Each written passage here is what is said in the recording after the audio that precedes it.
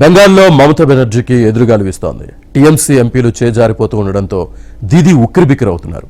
అటు కాంగ్రెస్లో తృణమూల్ కాంగ్రెస్ విలీనం కోసం సోనియా గాంధీ ప్రతిపాదించినట్టు తెలుస్తోంది. అయితే మమతా బెనర్జీ సమయం కోరినట్లు సమాచారం.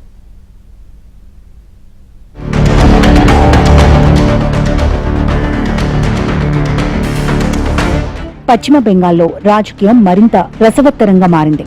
మమతా బెనర్జీ నాయకత్వానికి గుడ్ బై చెప్పే టీఎంసీ ఎంపీల సంఖ్య రోజురోజుకు పెరిగిపోతోంది.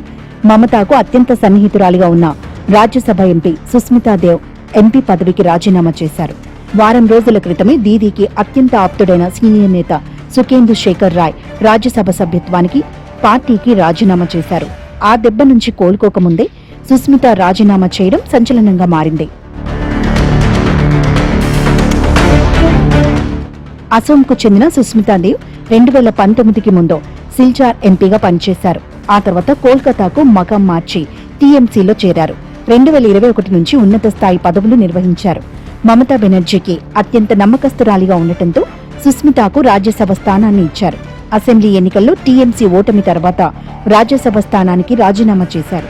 వ్యక్తిగత కారణాలతో తాను రాజీనామా చేశానని, తాను ఏ పార్టీలో చేరడం లేదన్నారు. मेरी राजनीति आसाम में है।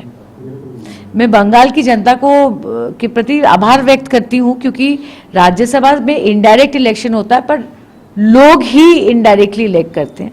तो मैं बंगाल की जनता के प्रति आभार व्यक्त करती हूँ, पर मेरे राजनीतिक जीवन में जितनी समझ है मुझे तो आसाम में ही काम करना है, तो उसको सामने रखकर मैंने ये निर्णय लिया है। మాజీ ముఖ్యమంత్రి మమతా బెనర్జీపై రెబల్ ఎంపీ శతాబ్ది రాయ్ విమర్శలు గుప్పించారు.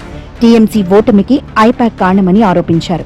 అవినీతి గురించి అభిషేక్ మమతా బెనర్జీకి ఎన్నిసార్లు చెప్పినా పట్టించుకోలేదంటూ మండిపడ్డారు.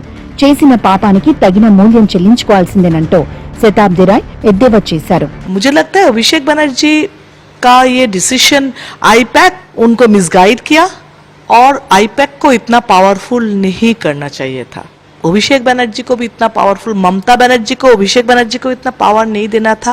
अपना पावर हाथ में रख के अभिषेक को साथ में लेके चलना था। మొన్నటి వరకు మమతా బెనర్జీ జిందాబాద్, బీజేపీ డౌన్ డౌన్ అన్న TMC MP Sayani Ghosh plate ఫిరాయించారు.